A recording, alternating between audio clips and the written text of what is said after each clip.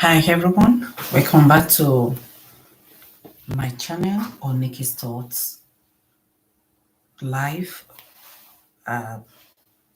where we're going through topics, episodes on Christian marriage, what to know before going into marriage. So we'll be looking at the naivety of marriage risk.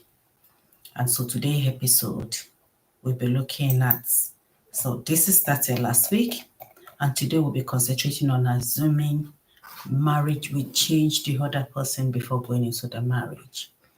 So if you're new here, I welcome you. Click on the share button, comments, and if you have any questions, feel free to ask the questions. So we're going straight into the topic. So last week we started looking into naivety of marriage, going into marriage, not knowing, naive, not knowing what to expect and overlook some certain things that might cause problem while in the marriage. So, and mentioned last week that many of us go into marriage not knowing, having no knowledge of what marriage is all about. So, today's topic was born out of desire to help people understanding the danger of entering into marriage in naivety. You need to know what to expect before you go into marriage. I explained last week, I entered into marriage with little or no knowledge at all of what marriage is all about. I was one-sided kind of person before going into marriage. So the evidence of this is born from that to help others to understand the danger of entering into marriage in naivety. Today we'll be looking at assuming marriage will change the other person. And so why this is very dangerous, we'll look into it. And then again, we will look at how to build a foundation for growth together. Okay, everyone must be able to understand where they're coming from. You must understand your other person from where they're coming from. You must know them. You must know your partner very well while dating and while courting before going into marriage. Because one of the most common and risky assumptions make people believe before marriage is believing that marriage will change their partner. Why growth and adaptation are natural parts of a healthy relationship. Expecting someone's core behavior or value or habits to transform simply because you are not married is unrealistic and can lead to frustration and resentment. It can actually lead to death, separation, or divorce if the issue is not handled very well. Why this assumption is dangerous? Why? Why do you think assuming the marriage will change your other person? That's what we're talking about.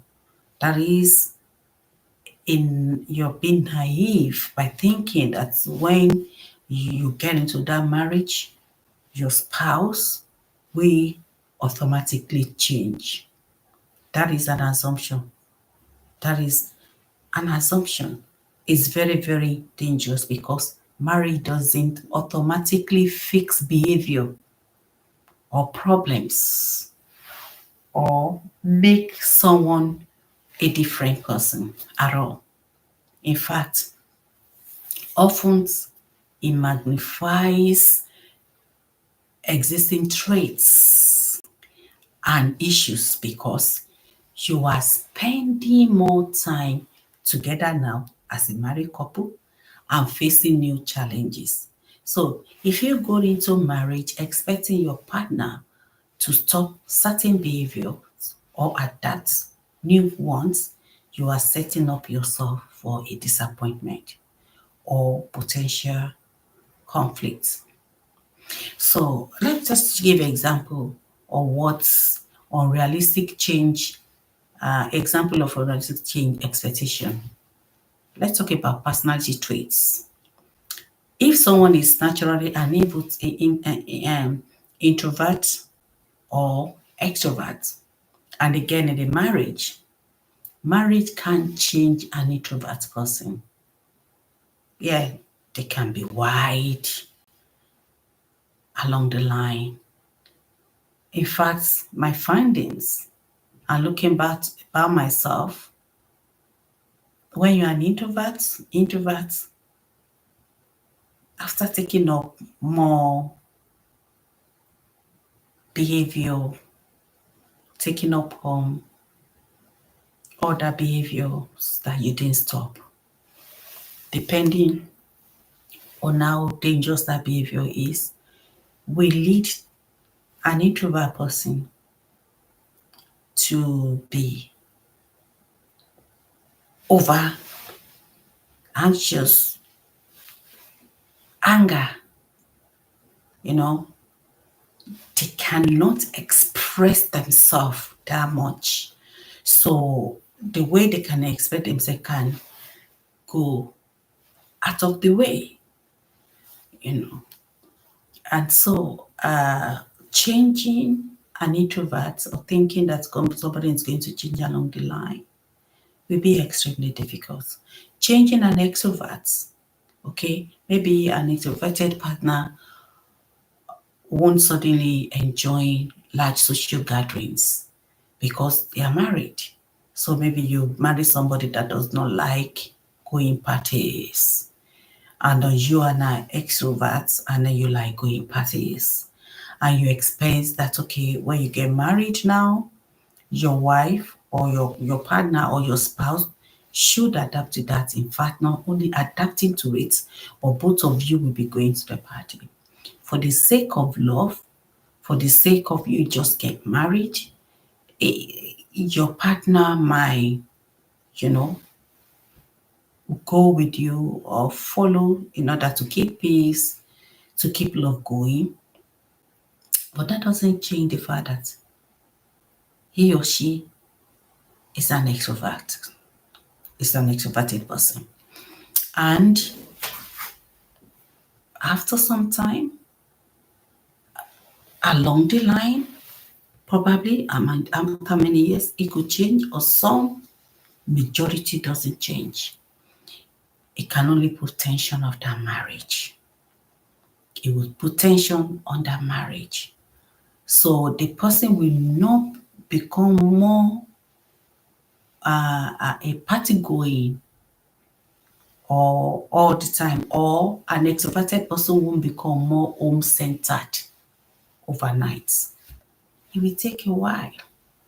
And while it's taking a while, it can put pressure on the marriage if it is not managed very well or not managed maturely. It can bring huge amount of conflicts into home. I think getting to know your partner personality traits is extremely important before you go into marriage. Extremely, extremely important before entering into any marriage. Know who your husband is, know who your wife is. I'm going to cite an example or case study, 3 case studies along the line. That's what about personality traits. Bad habits as well is not something that should be overlooked while you're dating. It's something that have to be addressed properly. Seek counseling before entering into marriage. So if your partner struggle with punctuality or organization skills or finances before marriage, it's likely these habits will continue unless they are personally motivated to change unless they are personally motivated to change. If struggles for punctuality, I personally, before getting into marriage, I struggle with punctuality. I struggle with punctuality. And that is based on my upbringing. Why did I say that it based on my upbringing? When I was younger, what I know is I'm like I've mentioned here before that I'm the only girl and I have lots of brother, even though we have a lot of people living with us at home. But my mom believed that there's so many ways you can treat a woman or love a woman or love a female gender than to indulge them in not doing house chores or doing what will make them to be an homemaker in the future. In as much that my mom loved me so much as the only girl,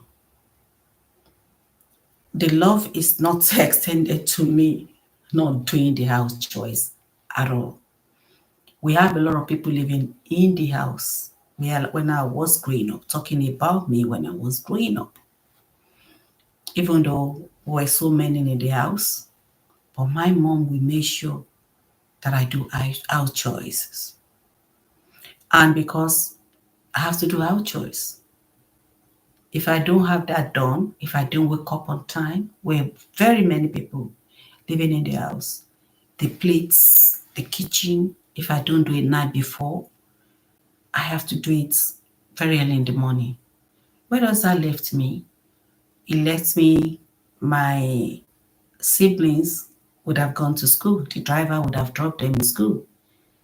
And I'll be waiting after he comes back, dropping each and every one of them to be taken to school myself.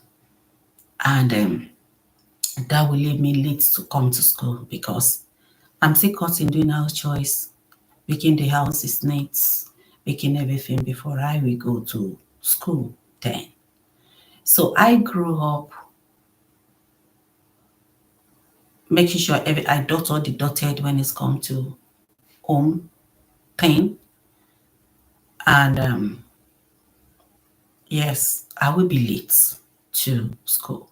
I will be late. I always go back to see, okay, which other thing that I need to put in place now?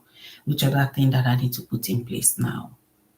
And yes, punctuality going up was an issue for me as well because, and then even punctuality, I have to be intentional up to now when it's come to punctuality. I'm way, way, way, way, way, way, way, way better than how it was because I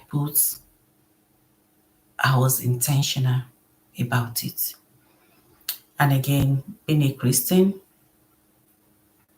I grew up, and again, no, I developed this habit myself.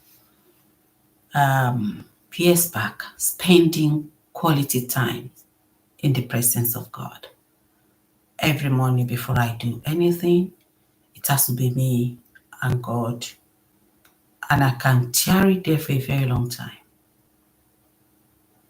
And what does that leave me? Am I late? Or I address people issues? So understanding this before you enter into marriage is very, very important. It's enough to bring issues into your marriage. If it is not addressed while you're still dating, if you don't seek help when you're still dating, if you don't know looking at how I'm going to help my partner to be or my wife or my spouse to be in the long run, So it has to be addressed while you're dating. It has to be addressed while you're dating. Organization skills is very, very important as well. Okay. And finances. Do you save money? Who is capable of saving money? This has to be addressed, and you have to be honest and be truthful to yourself. Hiding this, there's no point hiding this fact because it's going to come up anyway when you're in the marriage. So it's better for you to open up when you're still dating and be able to deal with aspects. Don't overlook it. Say, you will get better. I'm going to teach the person to do it properly. These habits, the habits might take a longer time to change. It will not change automatically. So it's likely that these habits will continue unless they are personally motivated to change it. It has to be an intentional effort to make this work, to change this behavior. I was intentional. I know I have a tendency of not being punctual.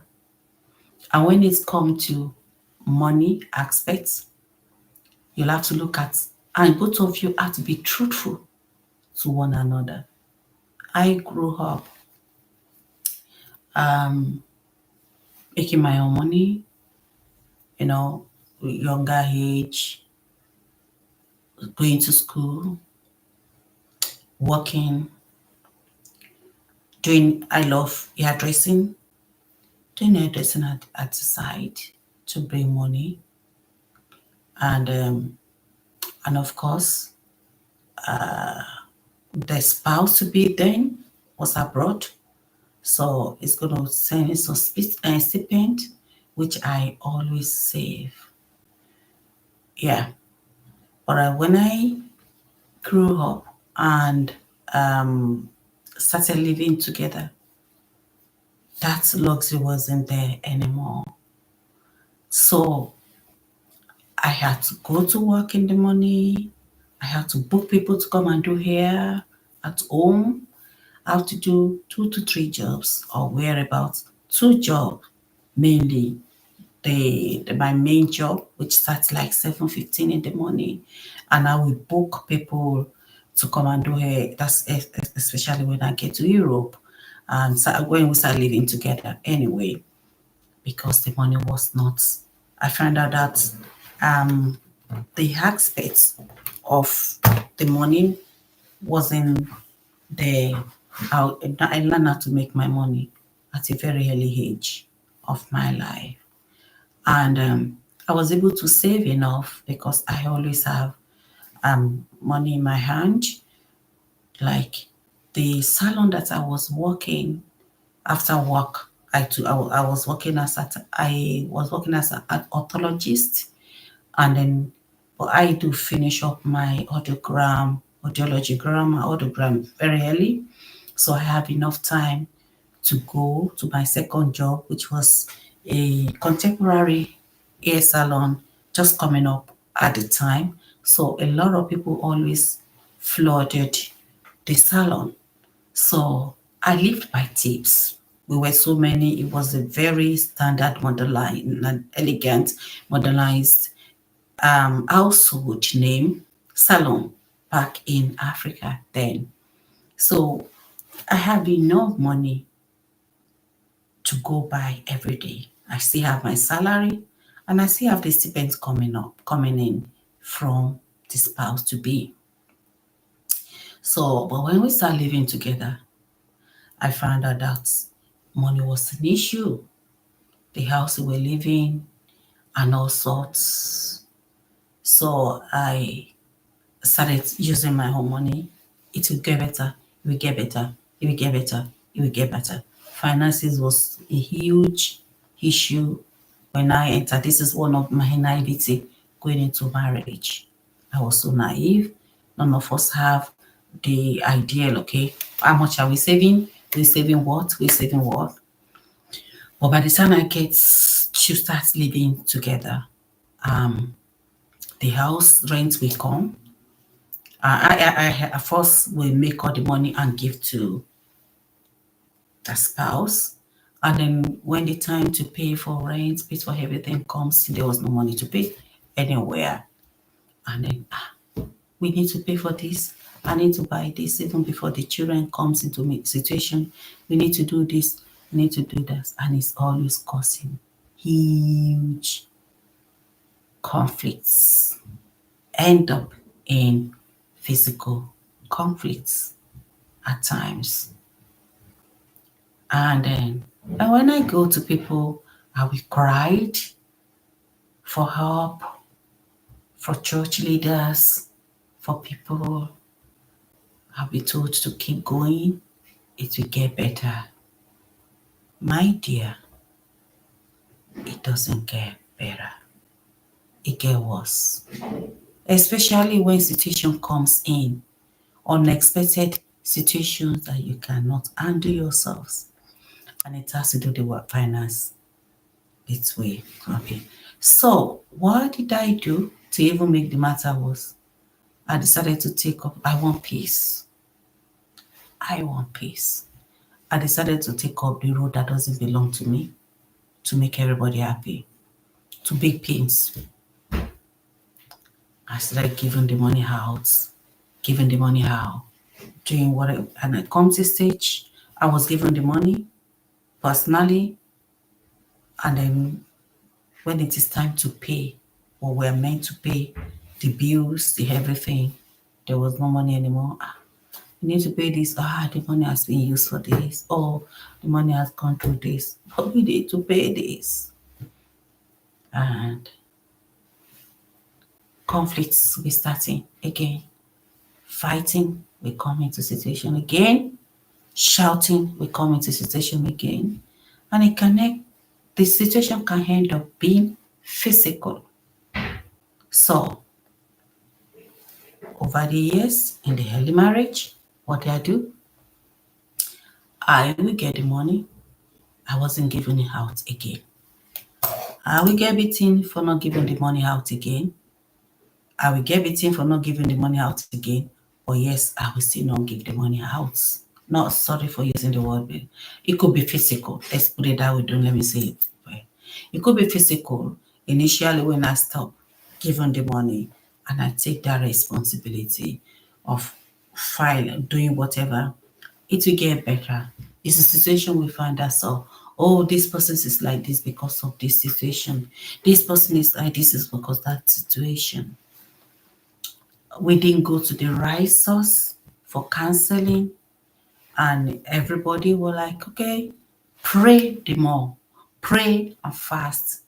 Fasted, praying, and all sorts. I'm talking to us as a Christian. This doesn't work.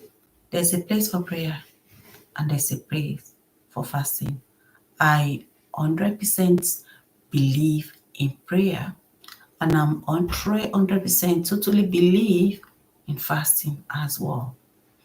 But at times, actions speak louder than voice. So, and there's some certain thing that you have to be practical about. You need to seek help, especially when both of you are in a situation whereby the other person will not listen. You go to God in prayer. That's very, very important. That's the first key thing. Go back to God in prayer. But before you enter into marriage, you need to sort this problem. Both of you have to come to an agreement, because, my dear, it's not going to get better. Now, a situation might come in when the children start rolling into your marriage. All these things will be playing along in the marriage, in the sight of the children. The home will be dysfunctional. Is that what you're looking for? All this has to be dealt with before you go into marriage. I'm not saying that being in a marriage, financial access should be on one person alone, especially Most people believe that men should take the responsibility of bringing money on the table. I'm not saying that. I'm not saying that. Even if it is 60-40, even if it is 20-80, even if it is 50-50, let there be an agreement before you enter into that marriage. Let there be clear goal, clear, you both of you know what you are entering before you go into marriage. It doesn't get better. So, and it's gonna get better. It's gonna be better. That was the time we were advised to start saving money together in one pot. Yes. And we decided that I was putting money into that pot. In my head, it's not gonna work. First, I know that because I was putting money initially in the marriage into the same purse. And then at the end of when we want to pay bills, it's money gone, but there's no money to pay bills anymore. But when the children still running in at the children little age, we seek help as well.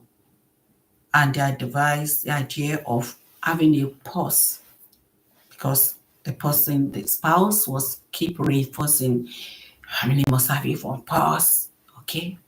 So let's have a one pause. But the one pause was one person that was putting money into that one pause. And then when something big come, the money will be withdrawn. So I changed. I said, no, I'm not putting money into the purse again. Let me be using the money instead of to build what need to be built. So I take the responsibility, which I don't want to take, but I took that responsibility to start using money. I don't want to raise dysfunctional children. I don't want them to be seeing us arguing about the money. Of course, the aspect that the money is being used all the time by me or taking that responsibility, still taking effects or plan on the marriage. But at least things were getting done in my life, in the life of the person and the life of the children.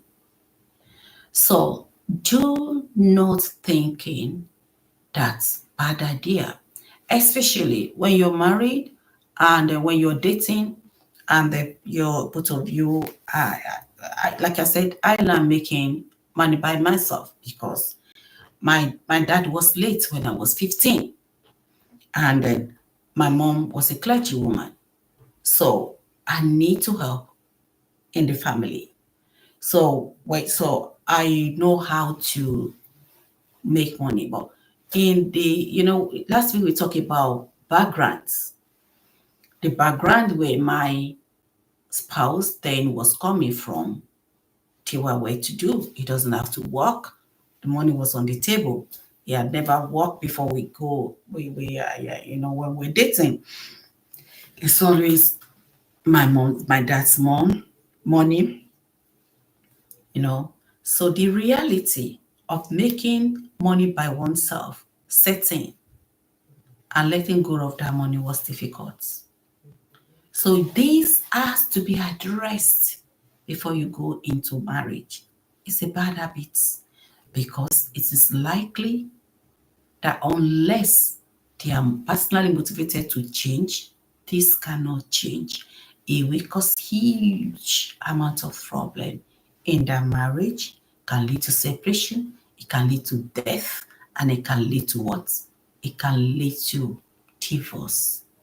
In the long run, if you don't address this and get to know each other, what is doing and what am I bringing on the table as far as finance is a huge amount of thing that broke home. I decided to be open up here to you, with my story as well as other people's story as well. As well, in Europe, one of the things that broke homes is finance. Finance. finance will bring home. Some people, child benefits breaks home. There's so many that I won't be putting out there now because it's a social media. But we have to be very, very careful. The percentage of home, high percentages of home that broke is due to financial breakdown. So we need to understand this before we enter into marriage. Then again, commitment to personal growth is very, very important. Hoping that marriage will make someone more spiritually committed, ambitious, or health conscious can lead to frustration if this didn't change, if this change and prioritize for them. I'm one of those people. Spiritually, I was really, really spiritually inclined. I mentioned that I grew up in church, and my spouse to be then was spiritually inclined. To my best knowledge, of course, again, this is my naivety as well. But my spiritually inclined, I cannot compare. I grew up in church. I love God. I fear God. I do all that I think that I need to do to make God to be obedient. But there are some parts that I'm ignorant about, I've been ignorant from, but I still do them, because I was ignorant of that. And of course, it has an effect in the future as well. So praying has never been a problem. I grew up in a praying home.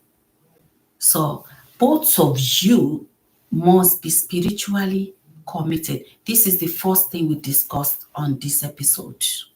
We're talking about this Christian approach to marriage. Both of you must be on the same page or understand each individual stage in marriage before you enter into that marriage. Is extremely very, very important. And again, open that marriage, she will get closer to God. It will get closer to God. One of the big issue, one of the big shock that I found at my early stage of marriage is we're not commune together. It took us 2 years to have a child. The child didn't come all the time, didn't come initially. And then before even the baby didn't come, we go to church. We go to church on Thursday. We go to church on Tuesday. I will go to church as a prophetess. On Wednesday, we go to church. On Friday, we go to church. On Sunday, we go to church. And I'll tell you, going to church is different from having relationship with God. Get that noted. When you have a relationship with somebody, a true relationship with somebody you love, truly love, you know that person. You know what takes that person. You know what make that person happy. You know what will make that person not happy. And you want to stick to that because you don't want that relationship to ruin. It's different from, I know this person. We're going out together. We're staying together. We go together. You can be a church goer and don't really know God, just like somebody that doesn't even know the physical appearance of their parents. You must have that relationship that both of you are on the same page. Having a relationship with God or with God, it's more than going to church. It's you and God. In the morning, in the afternoon, in the night, reading your Bible, talking to Him, doing all sorts of things. And as a family, both of you have to bring that relationship together in the marriage. Like both of you have to know God. Both of you there must be time for you set aside to seek the face of God together as a couple. Commit your way. Every single thing has to be committed into the hands of God. I find that as a shock when I get into marriage because I have to start begging. Let's pray. If we have not prayed today, are you going out with that prayer? Today I'm not going to pray. I pray on my way out. I'm on my way to pray. That's every single day. It doesn't, it was, we were not there together when it's come to spiritual prayer. Even when I see something, I mentioned on this, maybe not on this platform, that was the day I had a terrible dream. And the dream I saw is my spouse, yet then on and in the bus I saw like in the dream I saw his enemy being taken out of the car. The car was wrecked and they could not recognize that car. They cannot recognize that car at all. And I saw him being taken out of that car. And so what I did is I woke up as I fasting, as I praying, because the body that I saw was like a lifeless body. I was free, I was fasting. Then at that point, I was pregnant. And I told him, I called him, I said, we're praying before you. Please, can we pray before you go? I do not start with you telling me to pray. I'm not praying at all. I'll pray before I get to this particular place. He mentioned the name of the place. I said, oh, we will pray. Oh, we will pray. Oh, so I look at him and we've been living together maybe 2-3 years at that time. And none of my parents or any family member knew what was going on in that marriage. I think I've mentioned that we started having problem after 2 weeks into that marriage. So what I do is with my tummy, big tummy, I think I was like 7 months pregnant then. I ran to him downstairs, collected the key, used all my energy to run up again. And I closed the door and I said, you're not going anywhere unless you pray for me. Just pray with me. Stay at the door and just be saying this prayer. That's all I want.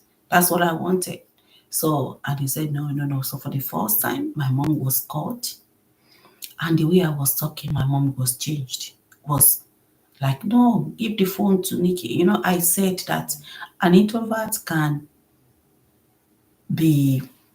might not be, it was difficult for me to undo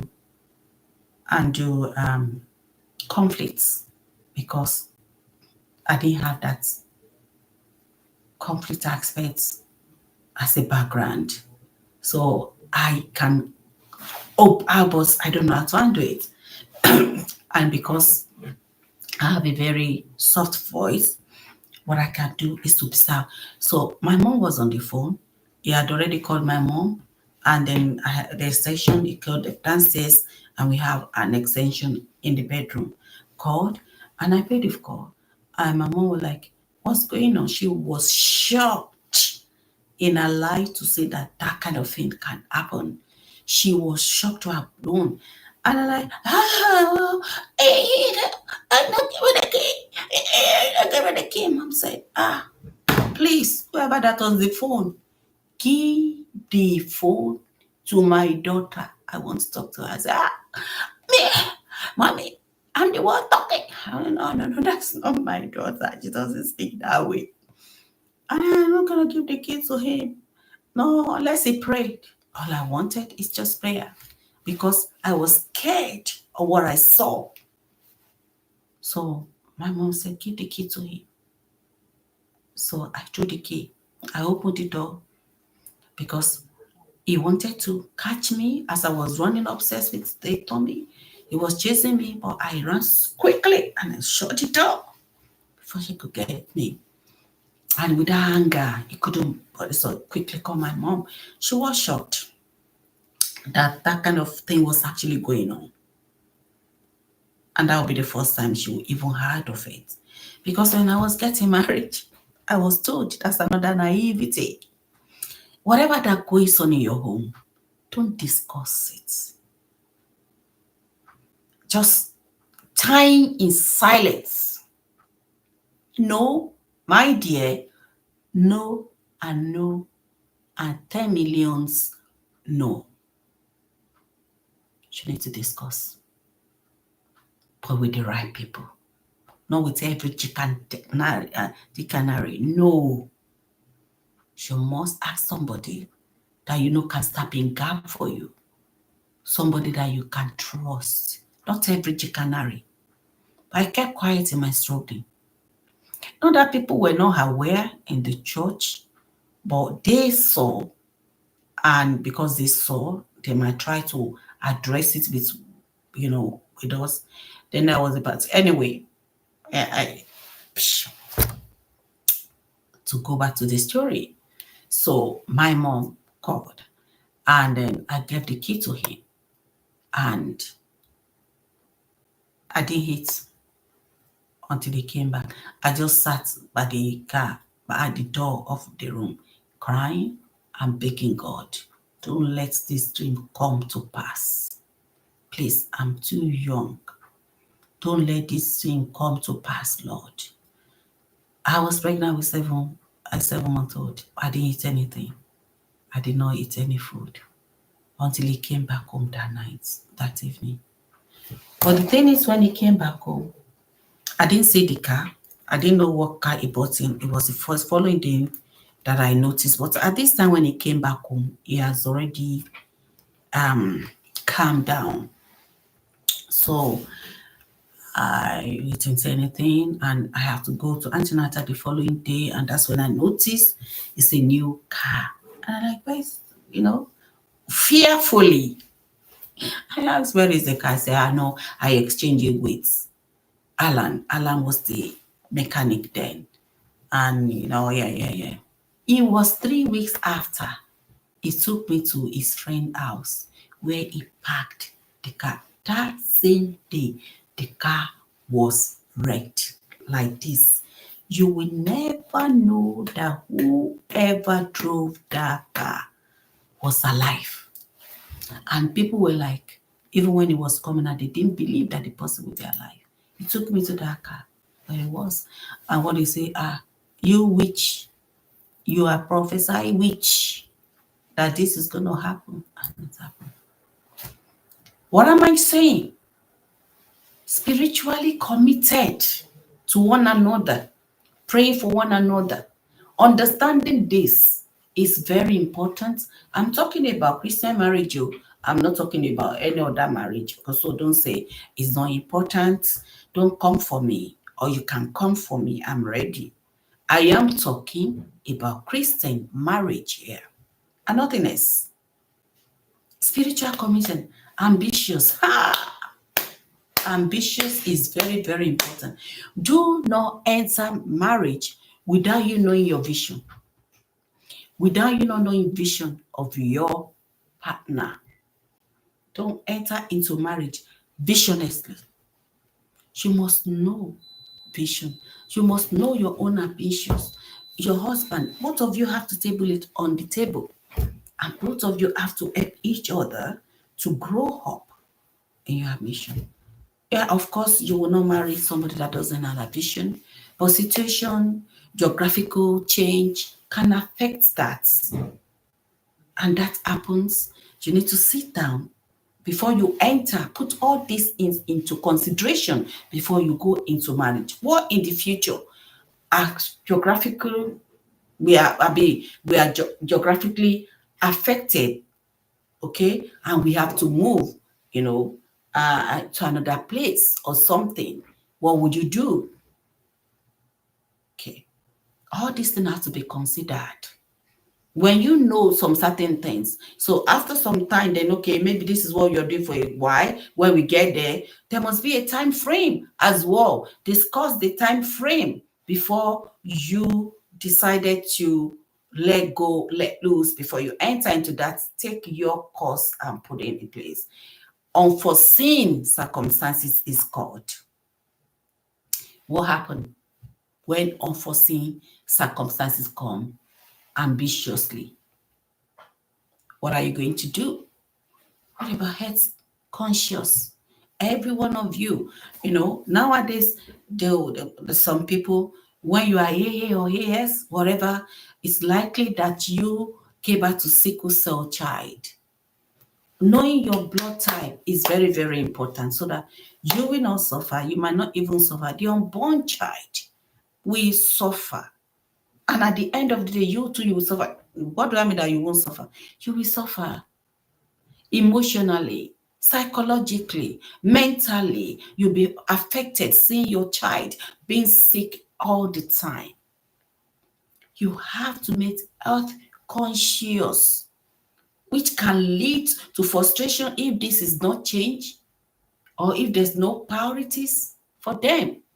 You need to prioritize them, all these things. You have to understand if you have a manageable health condition, open it up. The one that will stay with you will stay with you. The one that will not stay with you will not stay with you. What says you that when you enter into that marriage and eventually find that you have health challenge, that marriage is going to last? It's better to open it on the table. No desperation in marriage should make somebody to want to commit to such a marriage, you know, hiding the fact that there's a health challenge somewhere that can lead to some problems later on in the future. This has to be tabled. These are the naivety. You will find out when we get into marriage. Oh, you will find out later. Oh, she will find out. Don't worry. I will, and then at the end of the day, the person cannot manage it and bring conflicts, frustrations, all sorts of things into their marriage. By opening up, there might be help, beforehand. There might be a way to handle this. So your partner will be able to know what to do, what things comes into place once you've opened up. It's very important that you open up. A key part of building a marriage is accepting your partner for who they are today. Okay, not who you hope they will become. That doesn't mean that growth and changes are not important. The importance of acceptance. Let that person accept you. I've seen somebody telling me, oh, one of my younger, let's say one of my children asking me, Mom, I was, hello, are we not talking? In fact, one of the reasons why I'm doing this is because I have girls, I have women. They're not girls anymore, they're women. They're above 20s. So, into marriageable age. So, and then all this born out from helping the younger generation as well to cope, to learn. Many people say, oh, people that's in marriage are the only one that can advise you about marriage. Let me tell you, marriage is not a criteria for good behavior. It's not a criteria from good personality. It's a criteria for your choice. A good person fall into hand, and a bad person can actually get a good marriage. It's not a criteria at all. Because you're having issues in your marriage doesn't make you a bad person. If you have that notion in your head, for those people, I'm just digressing here, take that out of your head. In fact, a lot of good people are having a lot in their marriage. Because what? Indulgence. Because of what?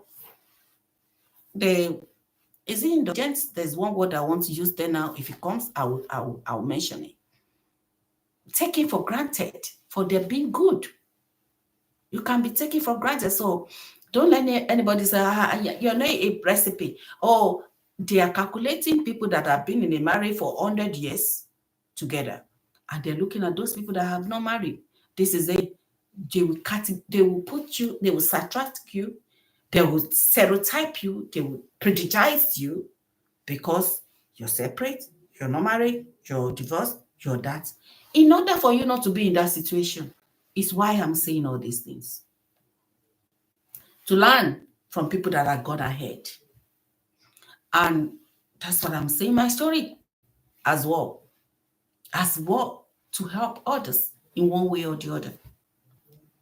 Building a foundation to grow together is very important. Instead of expecting your partner to change while you're dating or later on in the future, you could support one another while you're celebrating your strengths. Look out for how you'll be able to manage that area, the needs, the targets, the weakness when you enter into that marriage.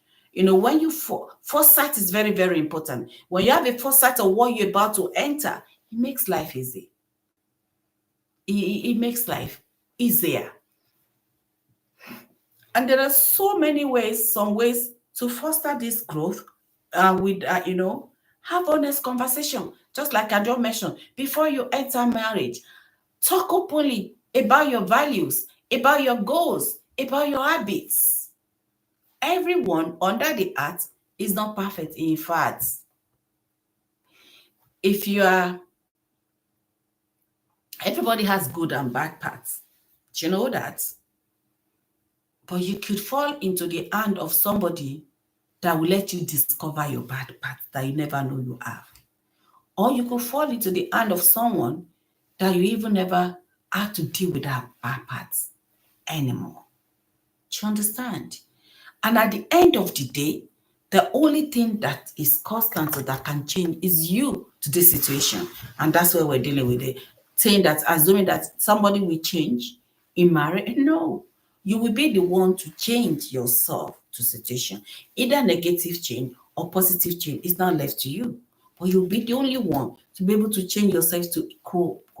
But having a honest conversations before marriage talks about your values openly, your goals, your habits, we go a long way. This will help you to understand where you align and where compromises may be needed. It's very important. And again, I want to say that focus on growth together is very, very important. But don't enter into marriage with, I don't know, maybe I'm saying it naively or right in that manner, but don't enter into marriage not knowing what you're entering into. Don't. Commit to partners and share growth as a theme is very important. Encouraging each other while respecting boundaries is very important. Marriage is a lifelong journey and growth happens over time. Growth happens over time. But how many people are ready for that long suffering? How many people are ready for patience? How many people are ready for endurance? Now, another notion you need to take out of your head is married to be endure. Somebody can still sit on that word and make life an hell for you to live it. Based on marriage is to endure. You have to endure. You have to endure. Marriage is to enjoy. I put my hand on my chest. It's to enjoy. Not that endurance will not come into marriage. You will endure. You will endure. When you are going through growth, you will endure. When you're going through maybe a change of situation, a change of circumstances, a change of change geographically or something, you will endure. When you are given back to a baby, you will endure. When the children are growing up, both of you have to endure of the growth. Endure the growth. Don't endure abuse. No. Don't endure abuse. Physical abuse, do not endure. Emotional abuse, do not endure. Spiritual abuse, do not endure. Psychological abuse, do not endure. Social abuse, do not endure. Any forms of abuse, do not endure. You may not live to tell this story. And not only you will suffer that abuse, the abuser will suffer, the children in question will suffer, and you will be the major sufferer. It will damage you. Marriage is for love. It's not to be endured in that one manner. When somebody or one of the spouse is trying to abuse you, it's not the situation, it's not the word, it's not the circumstances that is bringing you something into you. It's you that are abusing yourself. It's no. But of course, you can endure stuff that comes to both of you in marriage. You can endure that together in love, in unity, in harmony, in others' arms, to help each other. All this has to be known. I'm gonna say this. I'm gonna finish up this with these two or three stories. Let's look at one scenario. James, I wrote it down here. James and Michael have been dating for 3 years. Jane and Michael. Jane loves Michael's sense of humor and creativity, but often feels frustrated by his lack of organization and punctuality. She believes that once they are married, he will become more responsible and be disciplined, especially since they will be building home and potentially raising a family. I tell you, it doesn't work like that. My punctuality has to be dealt with too. That's why I don't wake up. That's why I just rush into bedroom and come out, because I want to get everything done. That's the way I've been wired. I want to dot everything. When the children were even coming into the business, it became even harder. Because I have to look after the children, do this thing, work. I have to be working. I decided to put the art to work on for my children, because when I enter into marriage, I know that finance is going to be, after some time in the marriage, it wasn't better situation or how we deal with finance. I know that I need to go and find a trouser to put on, to add more, what's it called, to my feather, to my whatever, so that I'll be able to do all these things. Initially, my notion is, when you get married, you'll be okay. You'll be working. Your spouse will be bringing. That's my naivety before I enter into marriage. But when reality sets in, I put on trouser for everybody in the family. For everybody in the family, because I do not want my children to lack. And I don't want to say, because they're in the, and that mommy said this, daddy said it, and because mommy said that one. That's why the thing cannot come together. And then that would be another story for another day. It can be used against you later on. That is it, because you know where you're coming, people doesn't know where you're coming. So it's going to be a topic for another day. People say, what is the truth? You know the truth, and you stick with the truth. Don't let anybody bend you, because you're the only one that knows the truth. 2, 3 people know truth. You, devil, and God. Or maybe 4. Yeah, devil. The person might not say the truth. Do you understand? You might not say the truth. But that's the topic for another day. So after the wedding, let's go back to the scenario. James quickly realizes that, Michael's habits haven't changed, though. Hey, he still leaves things cluttered around the house, often run late for important commitments. Jane grows increasingly annoyed and feels that Michael isn't taking their marriage seriously. To be honest with you, come to stage in my marriage, the early marriage, that I run away after tidying up the whole thing, and it's still going to scatter. And I do hair, and I go to salon, I do everything in order not to. Anyway, I became clustered. I'm just going to leave things the way they are because I was the only one with the children. And that was another cause for alarm in the marriage as well. It was a cause for alarm. So James grew increasingly annoyed, feeling that Michael isn't taking their marriage seriously. Meanwhile, Michael feels criticized and unappreciated, which causes tension between them. Their unresolved frustration leads to their frequent arguments, threatening their harmony, threatening their harmony of their new marriage. What's the lesson here? James' assumption that marriage would change Michael's habits created unmet expectation and disappointment. And instead of addressing this concern before marriage, she relied on the hope that marriage itself would bring change. It doesn't happen like that. Another case study here, addressing expectation before marriage.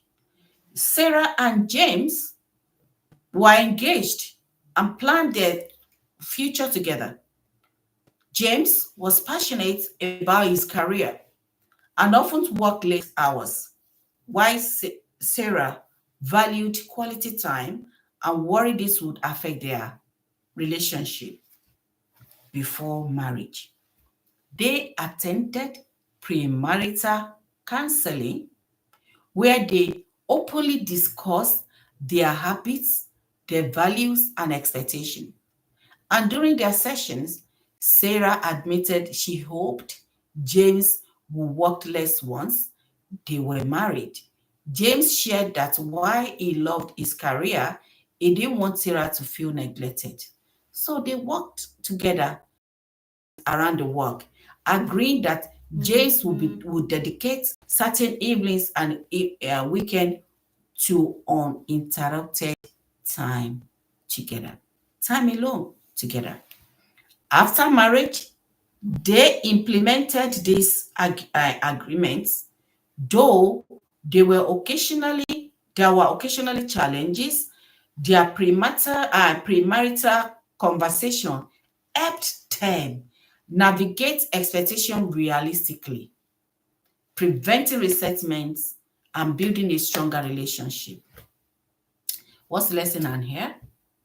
By addressing concerns and setting realistic expectation before marriage, Sarah and David, Sarah and James avoided the pitfalls of assuming marriage would magically resolve their differences. They are intentionally allowing them to approach marriage with a plan and mutual understanding. Their intentionality allowed them to approach marriage with a plan and with mutual understanding. I want to end with this story.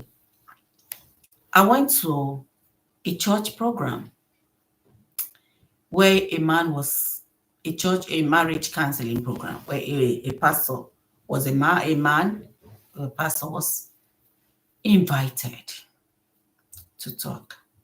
From that day, I learned something about background.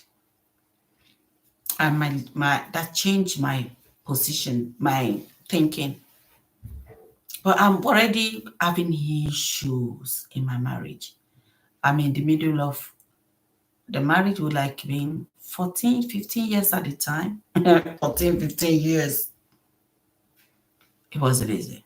You see, marriage could be a prison if you enter it, naivety. And it can be a paradise on earth if you enter it with a plan on mutual understanding, with understanding and do things in a right way. So this man preached about, he uses himself as an example for marriage. He was born to a rich home. His dad was well-to-do, very, very rich. but he died when he, the pastor, was maybe 7, 8, between 7 to 9 years old. So all the uncles, all the family members, they said, oh, we will train you. And don't worry, we have your backing. We will train you well. These guys, they collected all the dad's money, all the inheritance, from the boy, and they let go of the boy. The pastor, as a boy, grew up under the bridge, fending for himself. Clothed. If he can manage to get five denomination of the currency, naira in Nigeria, then to where he lives under the bridge, he sleeps under the bridge every day. And from that under the bridge, he sent himself to school. Primary school, finish his primary school, go to secondary school, under the bridge. It was so wide. He has to make money to send himself. And he went to university as well. Along the side, he met with God. Do you understand the background I'm giving you about him? He met with God and he started going to church, committed. Jesus arrested his mind, and so on, so on, and so on. In the church he was going, you cannot just marry anyone anyhow. So before you get married, you have to pray, and it has maybe someone in the congregation or among the church members or something anyway. So God, according to him, told him, this girl is your wife. And the girl as well received the guy. They both received one another, So the courtship started. 6 months to their courtship, there was a day that they were going out in a car. Okay, the background of this girl, there was this, so he grew up in a family of 4. Mom, dad, him, her, and a sister, the 4 of them. The family was very rich. When he mentioned the name of the family where that girl comes from, it was a very notable family, especially in the town where I live. Everybody in that town know. I live in a place where I have like 40 million population there. And this man was well known, the father of the girl. So, and they were Christian, the mom and dad love one another, and all that, doting, love, lovey. So, 6 months into their relationship, they were driving, they were going out, and the girl asked the spouse to be, her or his fiancé,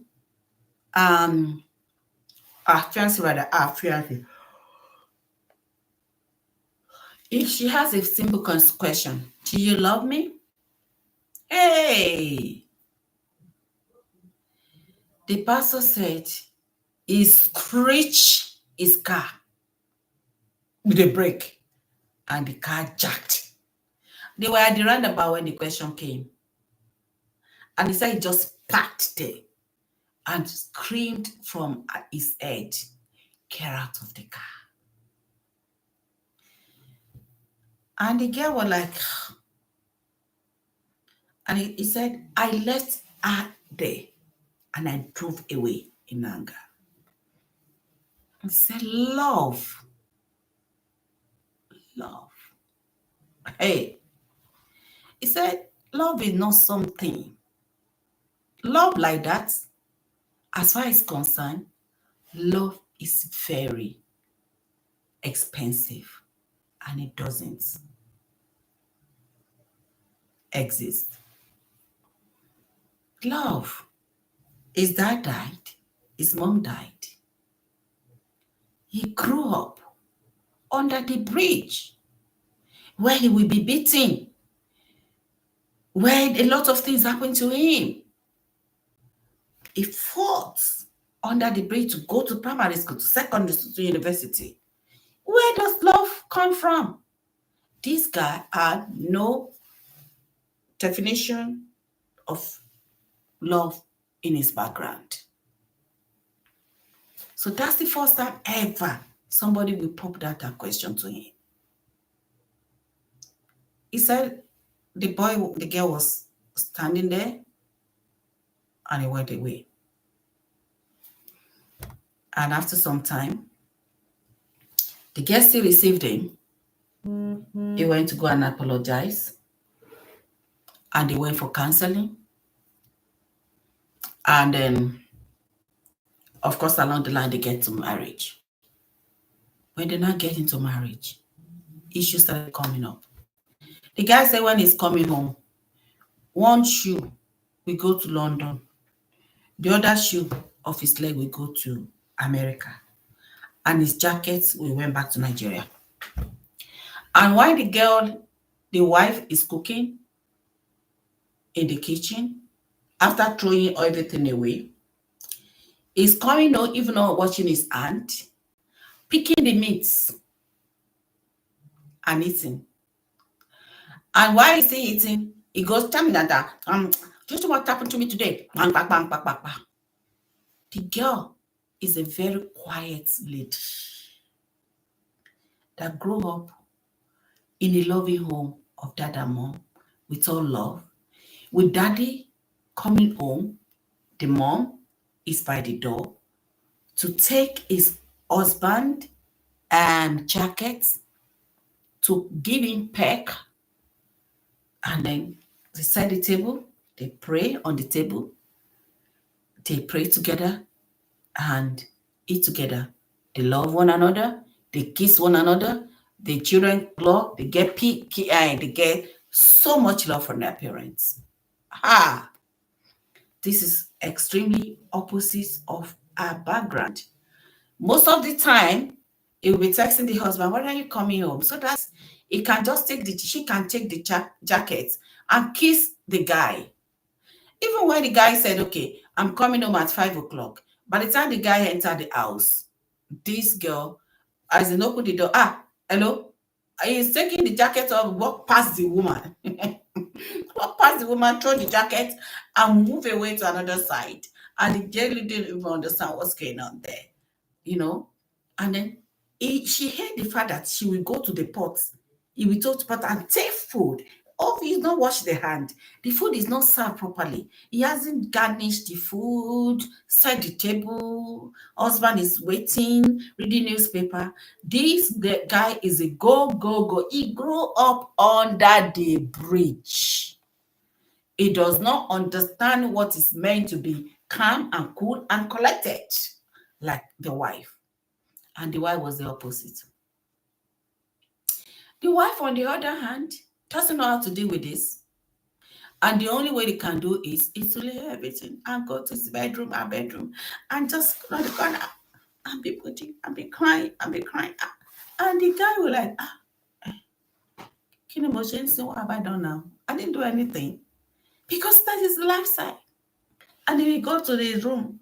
Tell man, what did you do? What did I do? What did I do? The guy will just be crying in her head. Figure it out. Haven't you done enough today? And they went on like that for a very long time. The marriage was chaos.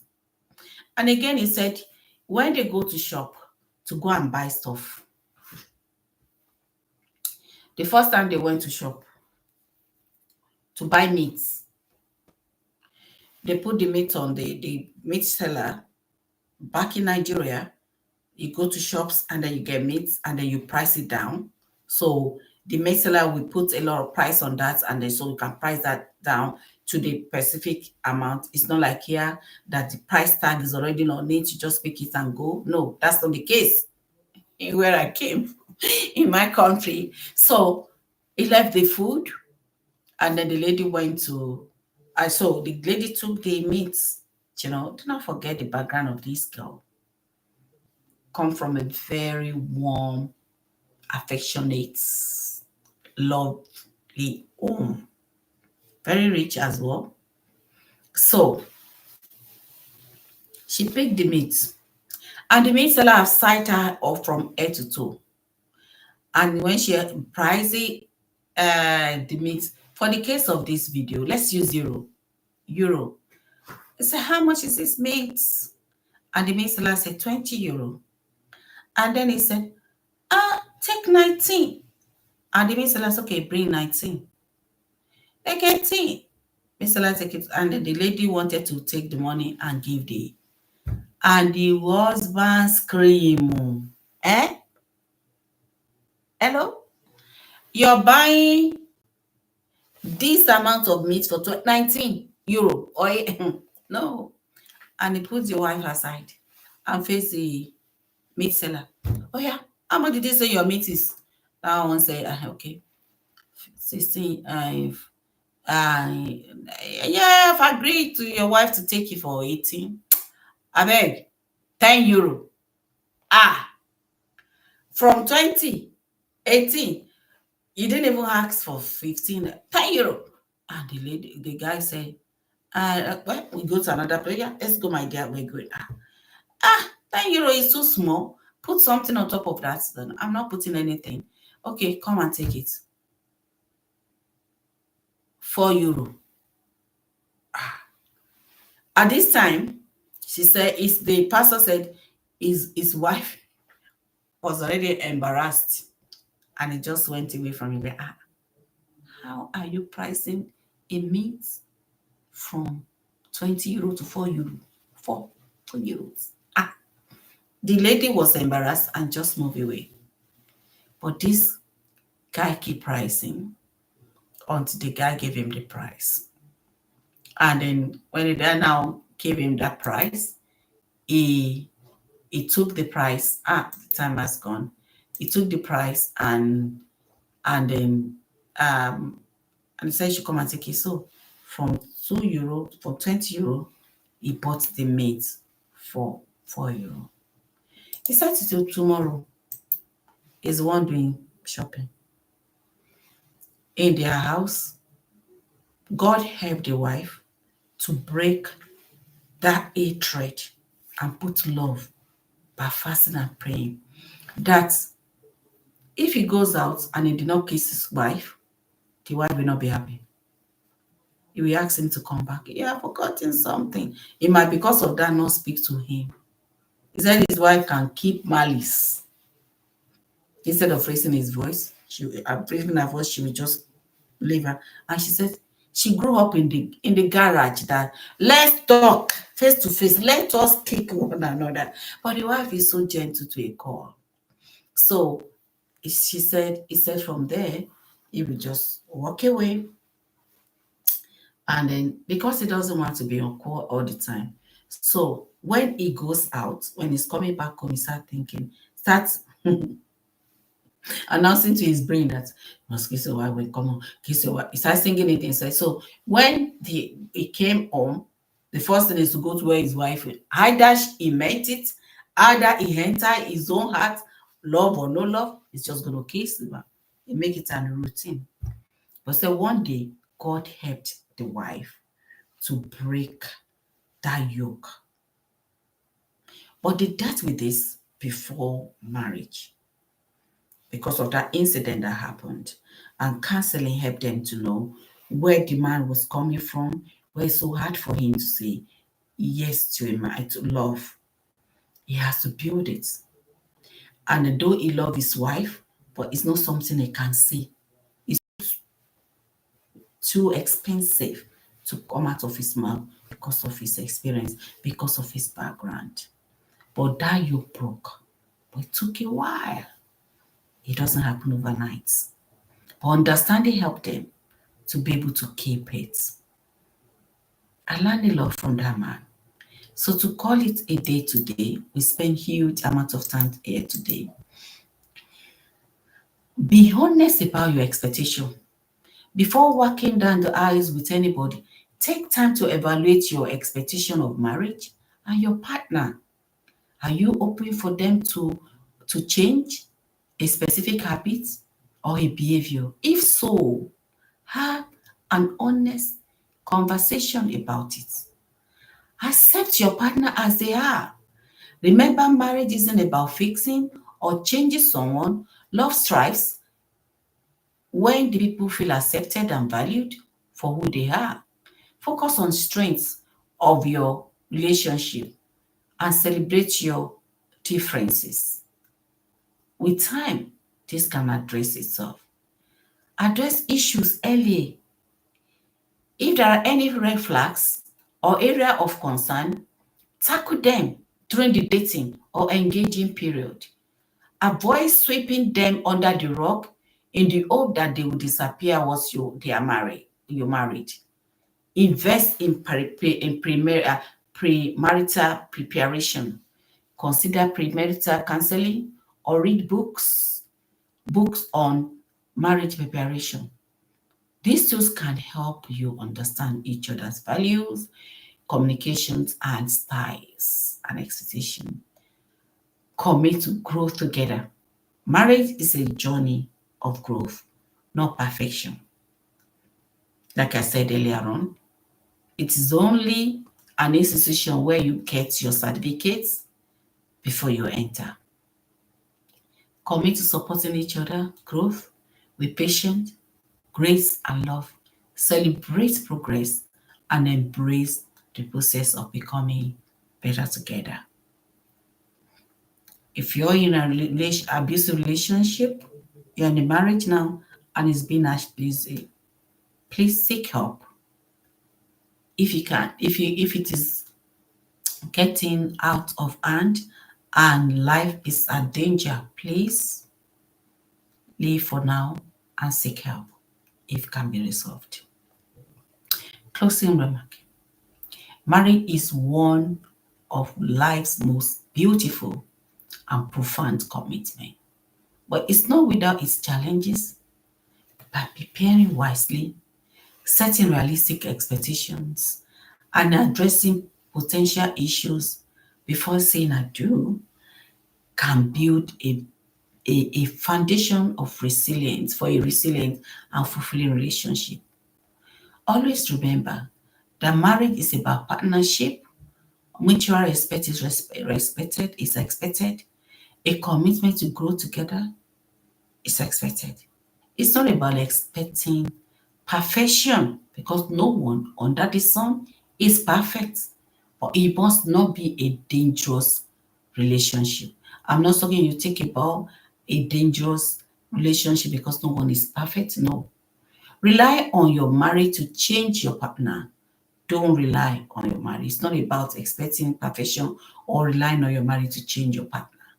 With honest love, honesty, honors, and intentional effort, you can create a union that honors both your unique qualities and your shared dreams. Preparing wisely today will make all different tomorrow. So thank you for joining me today.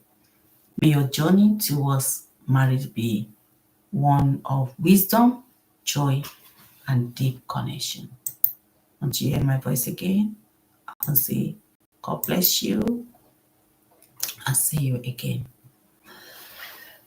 Bye. Don't forget to share, comment. I know this is going to help someone, though it's long, but there's a lot of message inside. It's going to help somebody. Please watch, build, share, and subscribe to this channel. It's free of charge to subscribe. God bless you. Bye.